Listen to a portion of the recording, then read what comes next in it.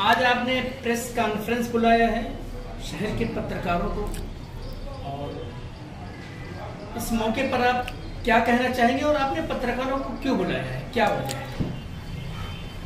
अस्सलाम वालेकुम।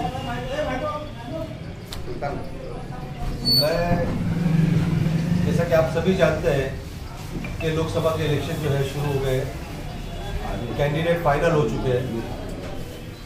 जब मैंने नॉमिनेशन भरा था तो मुझे कई पत्रकारों के फ़ोन आए, लेकिन उस समय मेरा कोई भी स्टेटमेंट देना मुझे बेहतर नहीं लगा, क्योंकि MIM पार्टी की जानिब से कुछ आदेश अगर आ जाता तो उस पर मुझे सोचना पड़ता। इसलिए मैंने नॉमिनेशन की डेट, वापस लेने की जो डेट थी, वो निकल जाने के बाद ही सोचा कि भाई प्रेस कॉन्फ्रेंस देके जो भी आपके सवालात हैं उनके जवाब दिए जाए। इसलिए मैंने आज ये प्रेस कॉन्फ्रेंस बुलाई। नफीस भाई, क्या आप जिस पक्ष में थे उस पक्ष के वरिष्ठों से चर्चा करके, मशवरा करके आपने ये नामांकन भरा था?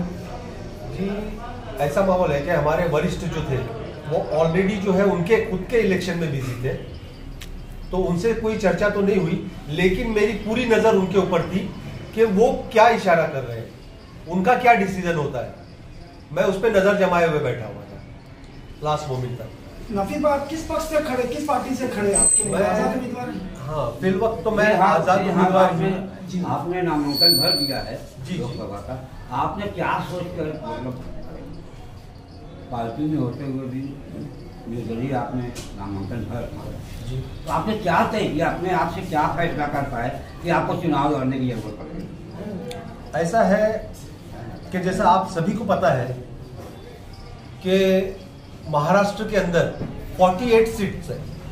हम बीजेपी से तो उम्मीद नहीं कर सकते कि वो किसी मुसलमान को टिकट देगी, लेकिन हम कांग्रेस, एनसीपी, समाजवादी, जो इंडिया अलायंस है, उनसे उम्मीद कर सकते हैं कि मुसलमानों को टिकट दी जाएगी। लेकिन बावजूद इसके 48 सीट में से उन्होंने एक भी मुस्लिम उम्मीदवार को जो है टिकट नहीं दी। यानी कि आखिरी मोमेंट तक जब सारे टिकट बढ़ गए, एक भी मुसलमान उम्मीदवार आपको नजर नहीं आया, तो आपने सोचा कि अपनी भी नुमाइंदगी होनी चाहिए यहाँ। बेशक उसके बावजूद, इतने के बावजूद भी मैं रुका हुआ था। लेकिन जब मैंने देखा कि जो आवाज सदन के अंदर गूंजती है जनाब असदुद्दीन ओवैसी साहब की और इम्तियाज जलील साहब की, ये पूरी कौम नहीं बल्कि ये कह दो कि पूरी माइनॉरिटी के हक के लिए अंदर सदन में आवाज उठाते हैं, उनके सामने इंडिया अलायंस ने जब उम्मीदवार खड़े किए तो मैंने निर्णय किया कि मुझे लड़ना है, मैं मैदान खाली नहीं छोड़ूंगा। वो अगर हमारी आवाज दबाना चाहेंगे, एक साजिश करके उनके सामने उम्मीदवार खड़ा किया गया और उनको जो है सदन से बाहर निकालने की एक साजिश की जा रही है, तो मैं उनका ग्राउंड ओपन नहीं छोड़ूंगा। वो मेरे आका, जो मेरे कायद है, जिनको मैं यहां से चाहता हूं, जो हमारे लिए सदन में खड़े रहकर लड़ते हैं हमारे हर मुद्दे पर, उनको अगर वो सदन से बाहर करने की कोशिश कर रहे हैं, उनके पीठ पर वो पत्थर डाल रहे हैं, तो मैं उनकी, इन लोगों की पीठ पूरी खोद के रख दूंगा। एक तरफ ये कहा जाता है, देखिए मेरे आका बोले तो ये मेरी वो है कि मुझे उनसे इतना लगाव है। असदुद्दीन ओवैसी साहब जो है, इम्तियाज जलील साहब जो है, मैं उनकी इतनी इज्जत करता हूं क्योंकि वाकई में वो दो बंदे ऐसे हैं जो पूरी हमारी कौम की और पूरी माइनॉरिटी की नुमाइंदगी सदन में बाकायदा पाबंदी से करते हैं। सदन में कोई भी एक टॉपिक अगर उठता है, एक तरफ ये कहा जाता है कि MIM पार्टी जो है अपना उम्मीदवार नहीं खड़ा करेगी, क्योंकि उनको ये लगता है कि लोग उनको ये कहते हैं कि वो बीजेपी की भी पार्टी है, लेकिन वहीं दूसरी तरफ भिवंडी से उम्मीदवार खड़ा कर दिया जाता है। क्या कहेंगे सर? देखिए ऐसा है कि जैसा मैंने आपको पहले बताया कि पार्टी भी जो है ना इंतजार कर रही थी। जब 48 में से एक भी सीट मुसलमानों को नहीं दी इन्होंने, देखिए पूरा मैदान खुला छोड़ा था असद साहब ने, सिर्फ गिनती की 3-4 सीट लड़ा रहे थे। पूरा मैदान जो है इंडिया अलायंस के लिए छोड़ दिया था कि आप लोग लड़ लो, लेकिन इंडिया अलायंस ने एक भी उम्मीदवार को, मुस्लिम उम्मीदवार को टिकट नहीं दिया 48 में से। दूसरा ये कि जो मुस्लिम उम्मीदवार जो नुमाइंदगी करते हैं वहां पे सदन में, जो प्रेजेंट ऑलरेडी MP है, रह चुके हैं, उनके भी सामने उम्मीदवार खड़ा करके उनको जो है सदन से बाहर करने की साजिश करी। आप कह रहे हैं कि इंडिया अलायंस ने नहीं दिया है मुस्लिम कैंडिडेट, इकरा हसन खड़ी हुई है, अफजाल अंसारी मुख्तार अंसारी की बेटी खड़ी हुई है, इसके अलावा महाराष्ट्र की बात चल रही है। महाराष्ट्र की बात कर रहा हूँ। लेकिन नफीस भाई, जब ये फसाद की जड़ी खत्म हो जाती है, अगर MIM खुद इंडिया अलायंस के साथ खड़ी होती, बीजेपी को दूरी रखना है ना सत्ता से, लेकिन ये पॉइंट क्यों छोड़ा उन्होंने? आपकी बात सही है कि बीजेपी को सदन से वहां से दूर रखना है, लेकिन अगर MIM खड़ा करे तो उस पर यह तहमत लगती है कि वोट काटने के लिए खड़ा कर दी।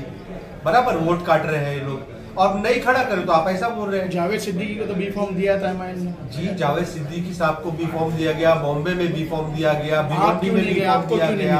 नहीं, मेरा कांटेक्ट नहीं हो पाया क्योंकि मैंने एकदम सडनली डिसीजन लिया।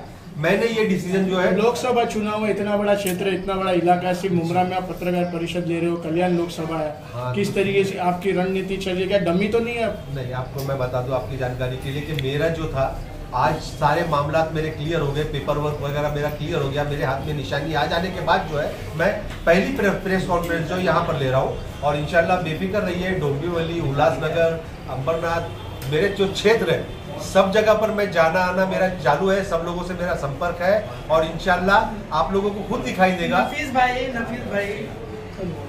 ठीक है, आप निर्दलीय उम्मीदवार हैं जी, ठीक है, तो जो पार्टी है आपकी MIM, उसके कार्यकर्ता, उसके पदाधिकारी जो हैं और नेता, वो सहमति हैं आपकी उम्मीदवारी से? देखिए कैसा है, आपका चुनाव निशान क्या है?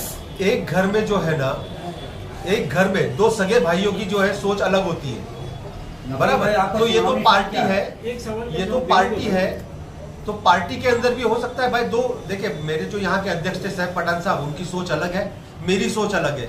मेरी सोच ये है कि भाई मेरी पार्टी की जो लीडरान है, अगर इंडियन अलायंस जो है उनको सदन से बाहर निकालने के लिए साजिश कर रहा है, तो मैं उनके लिए ग्राउंड ओपन नहीं छोड़ूंगा, क्योंकि वो मेरे पार्टी के जो लीडरान है उनके ग्राउंड के बीच में पत्थर डाल रहे हैं, रोड़े डाल रहे हैं, तो मैं इनके लिए ग्राउंड क्यों ओपन छोड़ दूं? इसके लिए मैंने फॉर्म भरा। और रहा लोकल जो हमारे अध्यक्ष है सैफ पठान साहब, उनका जो फर्ज था उन्होंने वो निभाया, और मुझे कोई एतराज नहीं है, मुझे कोई अफसोस नहीं है, क्योंकि मैं जो है ना, उनकी सोच अलग है। उनकी सोच ये है कि भाई वो उनके सोच के हिसाब से उन्होंने मुझे निष्कासित कर दिया, लेकिन मेरी सोच ये है कि जो भी कोई हमारे कौम के लिए जो दो लीडरान, जनाब असदुद्दीन ओवैसी साहब और जनाब इम्तियाज जलील साहब, जो सदन में हमारे लिए लड़ते हैं, उनके लिए, उनके खिलाफ जो साजिश करेगा, मैं उनके खिलाफ रहूंगा। मैं उनके लिए जो है ना दरी बिछाने का काम नहीं करूंगा, कालीन बिछाने का काम बिल्कुल नहीं करूंगा। नफीस भाई, आपको मतदाता वोट क्यों दे? आपने क्या मुद्दा लेके आप चुनाव लड़ रहे हैं? मैदान में आप उतरे हैं, आप चुनाव लड़ेंगे, आप किस मुद्दे पर आप वोट मांग रहे लोगों से? देखिए, जैसा कि आप सभी जानते हैं कि आज की डेट में हर आम नागरिक, मिडिल क्लास भी पकड़ लो, गरीब तो छोड़ दो, मिडिल क्लास की भी आज हालत कैसी है, महंगाई को लेकर। महंगाई को कंट्रोल करना है, उसके बाद सदन में जाने के बाद जिस तरह माइनॉरिटीज के हक में जो है, जैसे रिजर्वेशन वगैरह जो हमारे छीन लिए गए हैं, उनको दोबारा जो है रिजर्वेशन देना है, जिनका हक बनता है उनको रिजर्वेशन देना है। इस तरीके से मेरे काफी मुद्दे हैं, इंशाल्लाह उसके बारे में भी मैं तफसील से आप लोगों से बात करूंगा। नबील भाई, आप जिस शहर में रहते हो उस शहर में ट्रैफिक सिग्नल नहीं है जी। ट्रैफिक का तो इतना बड़ा बिगाड़ है कि आज आप देख रहे हैं लोगों से ज्यादा जो आज रिक्शाएं रोड पे चल रही है। फिर रेलवे ब्रिज का जो एस्केलेटर है वो भी नहीं चल रहा है, बना कर छोड़ दिए।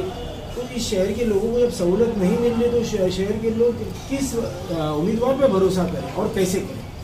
मैं वही कहना चाहूँगा, मैं जनता से अपील करूँगा कि इंशाल्लाह अगर आप लोगों ने मुझे हौसला दिया, हिम्मत दी और मुझे कामयाब बनाया, तो मैं आप लोगों को वो सारी सहूलतें दूंगा जो आज तक यहाँ पर आप लोगों को नहीं मिली है। निशानी क्या है? जी हाँ, जैसे कि आप सभी जानते हैं कि देश में जो है फिलहाल अंधेरा छाया हुआ है, हर एक के दिमाग और आंखों के सामने अंधेरा है फिलहाल, क्योंकि हमारे हक वाली कोई भी पार्टी नहीं है। हमारे दोनों ही जो है हमारे खिलाफ है। एक ने 70 साल राज करके हमको कुछ नहीं दिया, और दूसरे जो है वो तो खुल के एकदम सामने बोलते हैं कि हम कुछ नहीं देंगे, हम तो तुम्हारा सब छीन लेंगे। तो हमारे लिए दोनों ही जो है हमारे दुश्मन है। ऐसे हालात में जो है मैं लोगों को अंधेरे में सही राह दिखाने के लिए टॉर्च मेरी निशानी है, वो लेकर मैदान में उतरा हूं अपक्ष उम्मीदवार के तौर पर।